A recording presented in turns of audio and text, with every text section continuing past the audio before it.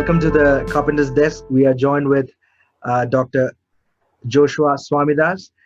Dr. Joshua Swamidass is a scientist, a physician, and an associate professor of laboratory and genomic medicine at Washington University in St. Louis, where he uses artificial intelligence to explore science in the intersection of medicine, biology, and chemistry. We are so happy that you are joining us with today, yes, Dr. Swamidass. Great to be here. It's great to be able to talk to some Indians about some of these conversations. Yeah. So Das has just written a book called The Genealogical Adam and Eve, and it tries to build a gap between the Genesis account of creation and the modern science. And in fact, I would quote from Dr. William Lane Craig. He says the genealogical Adam and Eve is a scientifically informed and biblically engaged study of human origins, and that is a real compliment right there. And firstly, we'll thank Dr. Swamidass for this wonderful book that has come out. All the things that regards to the book, and a couple of interviews that Dr. Swamidass has given earlier is right down in the description box. And Dr. Swamidass, I would just like to begin the interview by asking you, you, as I read somewhere, you were born in a family that was, a traditional Christian family, and that by itself means that you grew up believing in young earth creationism. So what made you change, and you became a scientist from there, and what made you change that? Please explain that process there. Yeah. So I wouldn't say it was a traditional family precisely, but it was an Indian family. We weren't Church of South India. We weren't Kerala Christians, but my family still has memory of their move from Hinduism to Christianity in India. It was through missionaries in recent generations. And actually, I remember growing up and how most of my extended family was Hindu, and they would come and visit us in the United States, and they kind of came to be this reputation of spending like a couple of years staying with us at our house, and then coming to faith in Jesus. And so I still remember when I was in high school, there was like this reputation. So like people would say, okay, you can go to India, you can spend time over there, but just don't become a Christian.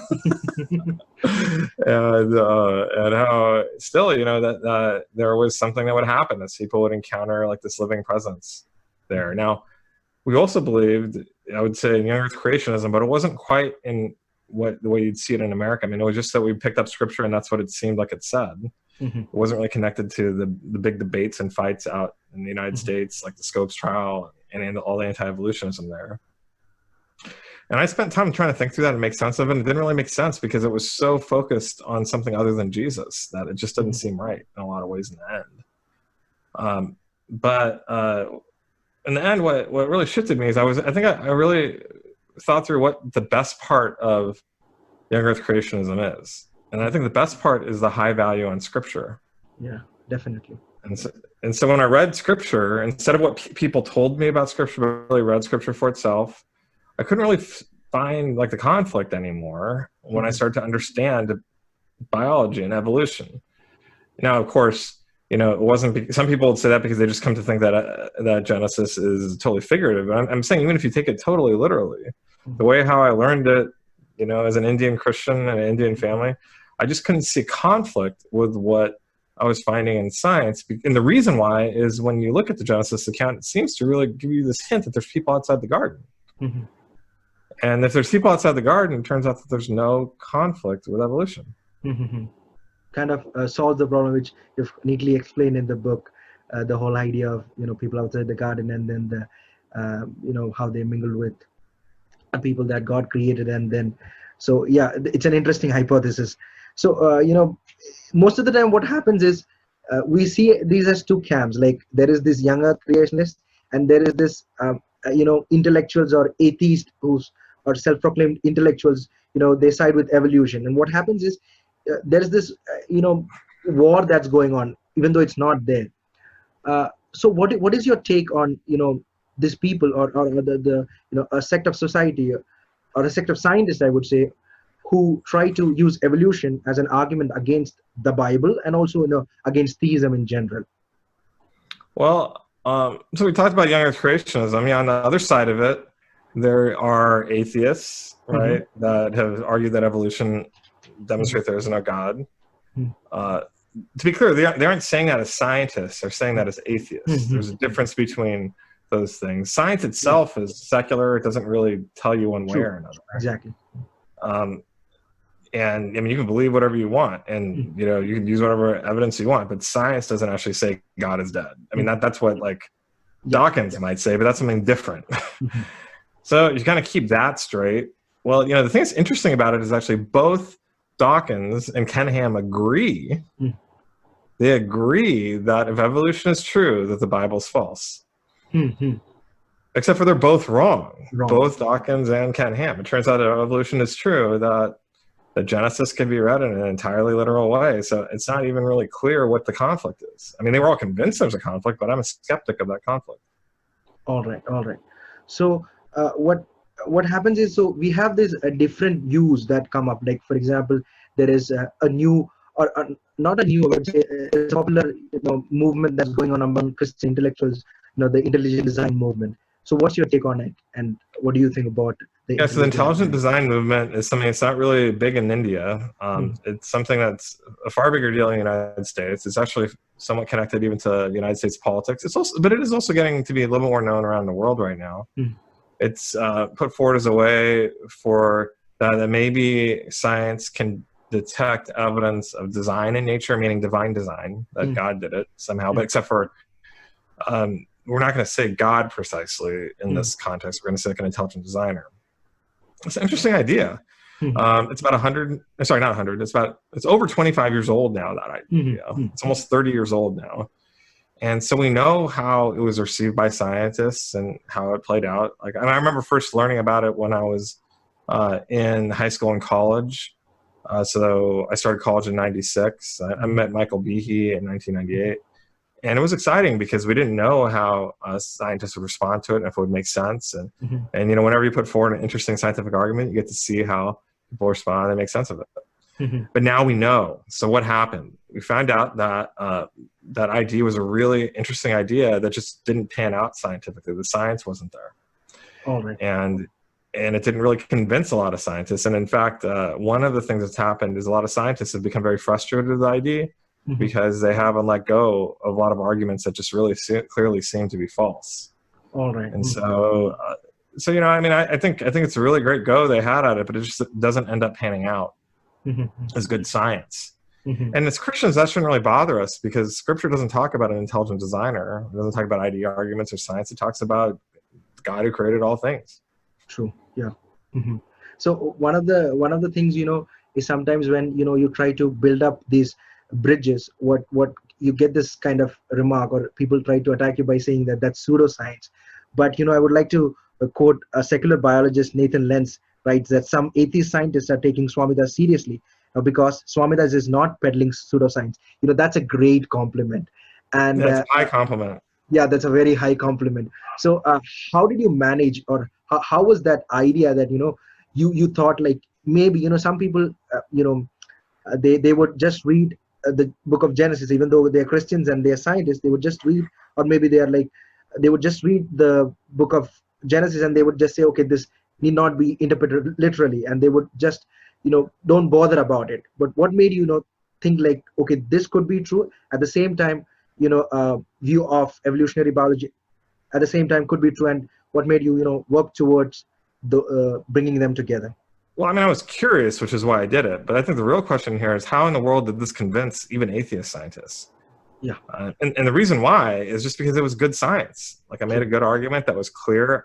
I didn't say stupid stuff. The way how science works is actually highly based on trust. Like, you put forward stupid arguments and you don't retract them, people don't trust you. If you argue against bad arguments, you retract bad arguments when you make them accidentally, and you play by the rules of science, then people don't care what you say if you can back it up. And everything I said about Adam and Eve in this book is backed up. Now, it doesn't prove that Adam and Eve exist. It just proves that it's in a conflict. And that's true. And it's true in a way that only a person who's not knowledgeable or dishonest would disagree with. True. You just put forward an hypothesis, and all you're trying to say is, there are so many reasons through which this could be true, and you have made a good case for it, and that's there throughout. As you explained in your book about genealogical and genetical ancestors and all, for our viewers, could you just please explain genealogical ancestors and genetic ancestors in a very short manner? Yeah. So the book, one of the scientific things that I work out is the difference between genetic and genealogical ancestors. And so we tend to think these are the same thing, but they're not. Scripture talks about genealogical ancestors, which just means people that are our ancestors that we descend from. But science tends to focus on who we get our DNA from. Now, when we talk about like really recent ancestors, like your parents or your grandparents or great-grandparents, yeah, we get DNA from all of them. However, if you go back far enough, and not very far, just like a few hundred years or so, it turns out the majority of the people that you descend from, or we descend from, don't actually pass us DNA. They are genetic ghosts. They're our genealogical ancestors, but they're not our genetic ancestors. We're still biologically connected to them by an unbroken chain of biological descent, but by the luck of the draw, they just did not give us any DNA. And so that ends up being a really important fact. It turns out that if Adam and Eve are real people in a real past created in a larger population, then we don't actually have any evidence about whether they exist or if they were created de novo by a direct act of God or not. We just don't know because there's no evidence. They're genetic ghosts. And on the same token, we also think that they could have been really recent. They could have been as recent as just 6,000 years ago. And at that point, we'd still expect for them to be ancestors of all or nearly all of everyone across the earth by the year 81, before Jesus, walks the earth. So that's interesting. It just shows us that there's a different way to think about ancestry. That isn't like some crazy loophole. That's just how people thought about ancestry in the distant past. And it turns out not to be in conflict in the way we thought it was. So when we talk about genealogical ancestors, so we can be pretty sure that all of us can be traced back to one genealogical couple, somewhere beyond like 6,000 years ago. That's what we basically say, isn't it? Well, I would say it's more that at a certain point, everyone at that back then, we all descend from. And so what makes Adam and Eve special is not that we all descend from them. No, it does seem to be a claim of historical Christianity that we all descend from Adam and Eve. But really, they could have been at any time more ancient than 6,000 years ago in any place. Of course, we think it would be the Middle East. So they could have been in the Middle East at any point in time. And they would be ancestors of all of us. It's not that they're the only ones that are ancestors of all of us, but there's nothing in Scripture that says that they're the only ones that are ancestors of all of us, is the key point. They'd be the ancestors of all of us, and they'd be important for some theological reason. All right. So, one question that popped up into my mind is, when we read about Genesis 6 verse 1, that's a highly debatable verse there when it talks about the sons of man, coming and seeing that the daughters of sons of God, seeing that the daughters of man were beautiful, and then the verse that follows. So, do you think like your hypothesis has anything to do with that verse right there? So, so I put forward an idea there. Yes, that's one of the things that I wondered about. You read Genesis 6, and you're like, well, who are the Nephilim, right? Yeah, who are the Nephilim? Yeah, so I put forward a really speculative interpretation. Some people might like it, some people won't. But yeah, I think the key thing about that is it's had people wondering for thousands of years. They write Genesis about people outside the garden, and now we just find out through science that it really does seem like they were out there. All right. So Doctor, how about the biological? Biologically, like for example, the people who evolved to be humans and the people who God created to be humans. So there has to be a biological compatibility right there. So how do you see that? How does the theory? Yeah, so that's actually something that you find out, which is also really there both in Scripture and theology and in science, is that we're all the same type of people. We're all one family. One thing that actually happened in colonialism, when Europeans kind of went out across the globe and started seeing all these different sorts of people and considering it together, is there were some people who were thinking that there were different types of people out across the globe, different races. And people tend to think about, black and white or Asian, but Indians kind of fall in this weird spot, right? But sometimes they would talk about Dravidians. And the idea was that there was different types of humans, and there was like even the lower races and the higher races, and Indians were not considered to be the highest race, to be clear. It was a little bit, it's what we would call racist. And people have made that a theory from both theological point of view and also a scientific point of view. It turns out that that's just nonsense, that we're all the same type of people. We're all just, mixed. And this is important, I think, in India. I mean, the caste system is still a real thing, right? It's still a real thing that's going on, yeah. And people think about, what caste they are, and how that gives them a different fate in life and a different role, and people want to marry within those castes. Well, I think one of the teachings of Scripture is that this is just nonsense. That we are all the same people. We're all the same kind. Yes. And that we all should have equal rights and dignity, and that we're all the same family. So, one thing that I learned as an Indian growing up is that we should care a great deal about family. What we find out from science is that we're all the same family. Yeah. So one thing that always interests me about the scriptures is, how it's a very Christian idea to bring us all as one. For example, only the scripture would point towards Adam and Eve.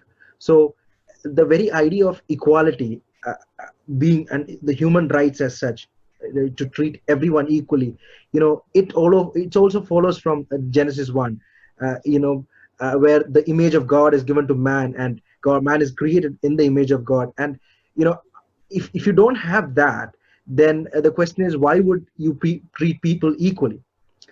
Well, this is actually a really interesting point. So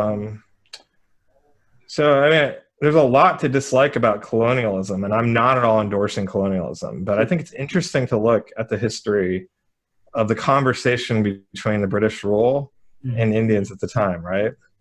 Not because not at all to justify colonialism or what the British did, but what was fairly unique actually about Christians is that they really believed that, for example, infanticide of like the baby girls was wrong, and it was wrong not just for them as British people, but also for everyone, including Indian people who thought that was okay. Yeah. There's also this history of looking at of sati, or of burning the widows on funeral pyres, and they said, well, no, that's not right, and like the Indians at the time, to be clear, there is a good moral case to be made for sati, because I'm not trying to say that it's evil, but there was this idea that, well, no one's going to be able to support them, and we don't want them to burden anyone, and they're going to suffer too. So this is a way through it. This is just their fate,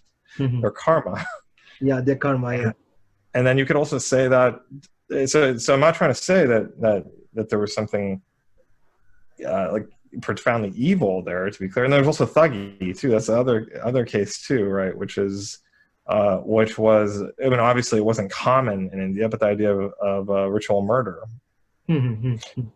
Now, to be clear, I mean, it was just interesting to see that debate, because the British had this view that, well, no, actually human life is important. And part of it was that they didn't really hold to the idea of reincarnation. They believed that everyone should be treated equal, not that karma put everyone into a different station of life that gave them a fate that they needed to accept.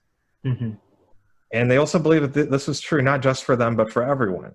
So the irony of it is that those are the same beliefs that the independence movement of India ends up relying upon to get rid of the British.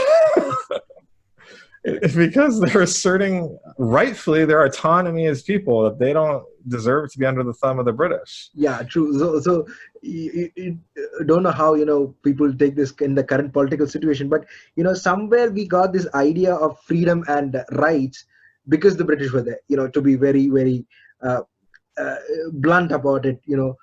Because most of our leaders were educated. Yeah, and to be clear, that's not to justify what they did. So this is not an apologetic for colonialism, and it's just weird because that's not how we normally think about things. This idea of even universal rights and dignity, and how we have rights as people, isn't how, that's not intrinsic to Hinduism. What's intrinsic to Hinduism is this idea that there are, like I said, there's a fate. It might even be immoral to challenge their fate and not accept it. And I think that what we find out is that this idea that, you know, maybe we have some rights and maybe we've been treated unfairly and maybe we should do something about it. And you, as the person who's done something unfairly to us, really should acknowledge that too and give us our rights. That's actually a fairly ridiculous set of claims. And yet it comes out of this idea that while there's many gods out there in the world, yeah, so they have that there's one God that created all of them. Yeah. And he's the one who established the created order. And he, even though there's many gods, he made us in the image of the one that created all of them.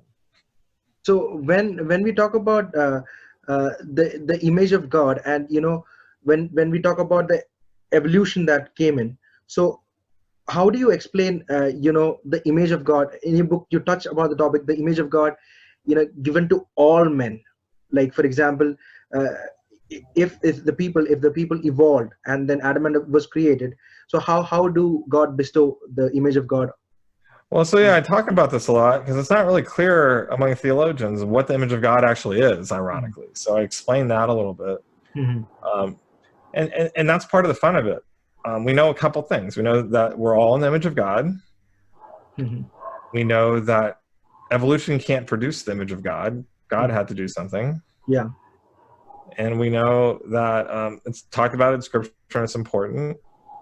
But beyond that, I think there's a lot of discussion about what it is and how it comes to us and when and all that. And that's part of the fun. There's a grand conversation. And I think it's a conversation that a lot of us care about, even in different cultures. And I think the big question isn't so much about scripture and science. That may not even be the primary question, for example, in India, in your context, right? I think the bigger question is, what does it mean to be human? You know, what is the nature of the human existence? Why are we here? What's our purpose? Who are we? What are we made of? And is there an order to the world? How do we fit into it? What is the human condition? And what are we supposed to do about it? And like I'd say, you know, I think once again, looking at like the grand narrative of Hinduism, well, I know there's many different types of Hinduism, to be clear. You know, the claim is that we're in a world that actually is deeply just because those of us that are in, on the surface level, unjust situations, it's because we're carrying karma, right? And those of us that are in particularly good situations because we've dealt with the karma of our past, and this world is deeply just is the claim of Hinduism. And I think that the claim of Christianity is different. It looks at all of this stuff in this world and says that this is not the way it's supposed to be. This is not the best version of the world. This is actually a deeply fallen, broken world. And it's true. Like, I mean, I saw poverty in India in a way that I've never seen it in the United States. And one of the things is that when we are brought up in India, we don't see the poverty like as you do. Like it's very common for us. Like our eyes have become blind to it. So, yeah, but it's shocking actually for those of us come outside, and I know because you become accustomed to it, right? To the point where I think you probably even kind of wondering like what's wrong with us for being so weirded out by it, right? But I think that's exactly what we mean when we talk about the fall. That it kind of grows into us to the point we look and accept the world as that this is actually probably okay. It's somewhat just. And I'm content with it. Except for I've experienced something else somewhere else where I look at this and I think this is not how it has to be. This is obscene. This is disgusting. How could this be that people are living in this way?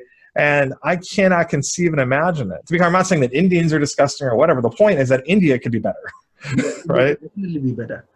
Yeah. And I'm not saying that America is best because frankly, there are a lot of things that disgust me about America either, but rather it's that what happens about the fall is that it grows into us to the point that we believe it's just and it makes sense to us and we're okay with it. Well, I just think that there's a better way. And I think that frankly, that is what we find out in scriptures, that this is a fallen world and that there's a better way it could be.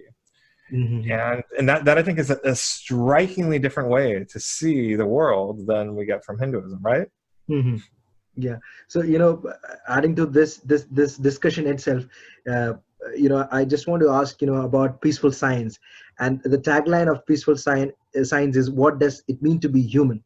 So, human, and, the question itself is, sometimes, outside the realm of science, what it is to be human. So what made you think, something like peaceful science, and how can you just explain, what yeah, so this might be foreign to you guys, but in the context I'm in here in the United States, the question of science in the Bible is very contentious. It's ugly even, and there's a history here that's pretty deep and difficult, and part of it has to do with, I mean, it'll seem very weird to you if you look at it closely, and the reason why is because in India, now maybe in Kerala, Christians might think that they actually have a chance at having some control, right? Yeah. In Kerala, it's different. Like, we have public debates, and since but large parts of India, Indians are a tiny minority, right? True. And so you're not like arguing about power. You're just trying to survive in a faithful way that makes sense to your neighbors and can do a little bit of good in the world without suffering too much persecution, right? Well, in the United States, like, these questions about science and faith are actually connected in a very different way, where it's connected to actual power of Christians in society, and they're very ugly debates. And I just don't think that that's what Christianity is supposed to be about. I don't really think that that's what science is supposed to be about. In fact, I think that that for those of us that want to follow Jesus, the church does really well when we don't have power. There's something, it's the creator of the entire universe. It's not like he needs human power or political power to do his purposes.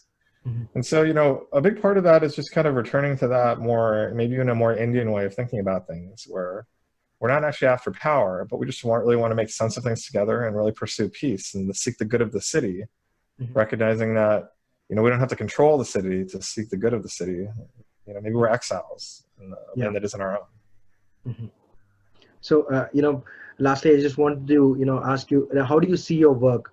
Like, for example, how do you see it, change probably, or would you think it would change the current, thinking of the mainstream Christians, and how do you think you would reach out to them? And well, I think that, so what you're saying, for people who really think that scripture is important and take a more literal reading of scripture, I think they've had good reason to oppose evolution for a long time. But I think this book just makes clear that whether or not evolutions are true or not, there's no reason to oppose it anymore. We can lay down our anti-evolution idols, and follow him. And isn't that the Carpenter that you care about at your desk? Definitely, the Carpenter is the main guy. Then what happens then is you can look at science and even our neighbors that are Hindu or atheist or agnostic, and be able to kind of engage some of these grand questions with them. We can even talk about Adam and Eve now because it's more plausible, and talk about evolution. We can talk about even Hindu myths alongside it. Some of us are going to disagree about which parts of it are going to be fact or fiction, and that's okay. But let's just enter that grander question of origins to understand who we are together. Yeah. So thank you, Dr. Swamidass, for your time. And a lot of things for our viewers are in the description box, including the book, the link to the book, and to buy the book. And you could watch even more about Swamidass. There are a couple of videos on YouTube. You could go to peacefulscience.org. They have a wonderful content out there. And also, Swamidass, good luck for your future endeavors, and God bless you. Thanks a lot. Great talk to you. Thanks for having me.